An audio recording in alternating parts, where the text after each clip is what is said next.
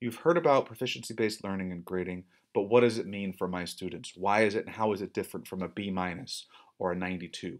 That's what we're going to talk about today. You can contact us and follow us on Twitter and Instagram at AOS94ME, also on our Facebook page of the same, AOS94ME. You can also contact us through our website at www.aos94.org. So when we're talking about proficiency, let's talk about what it means first to be proficient. And proficient in our district is broken down into three different categories. The content, which is stuff that they learn. Independence or autonomy, that's the student's ability to be able to do the skill and demonstrate the learning independently by himself, by herself. And then the complexity or depth of learning. That has to do with how deeply the student has gone to learn. For example, the difference between identifying and recalling versus creating or comparing and contrasting or deciding. There are very different levels of complexity embedded there. So let's talk about our scale. We have a 4-point scale. We're trying to make it as simple as possible within our district. And the scale, we're going to start off at the 4 level.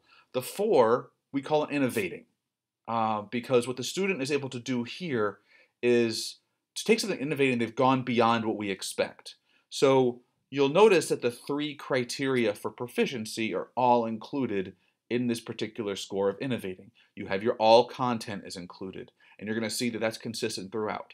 That the student was able to produce and demonstrate their work, their skills, their content knowledge independently and autonomously. But the complexity level was above what we expected. If the standard or the target says describe, this student went to be able to compare and contrast, or to revise, or to develop an argument for something else that might have happened. They've gone to another level above and beyond what was in the expected standard.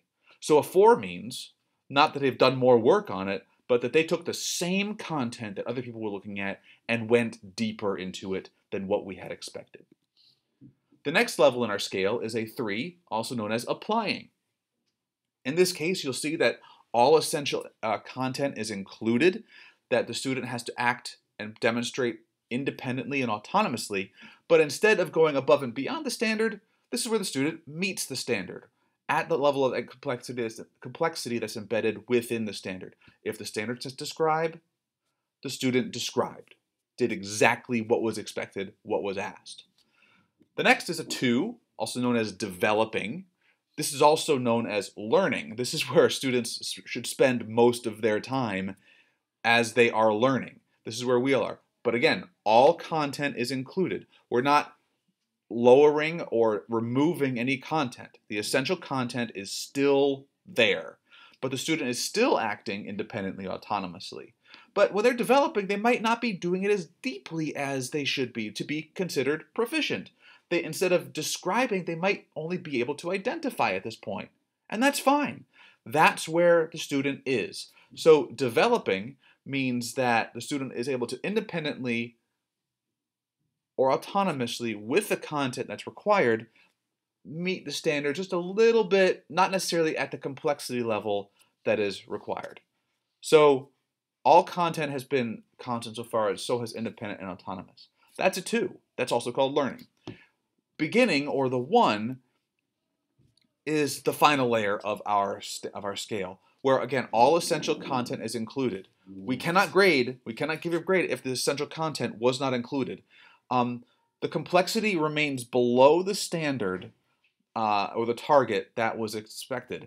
But this time too, the student needs additional instructional support, not able to work independently or autonomously yet. So if the standard says to describe, and the student is only working at an identification level, so I can only point the things out. I can't really describe what they are, but I can see them if I have help with my teacher.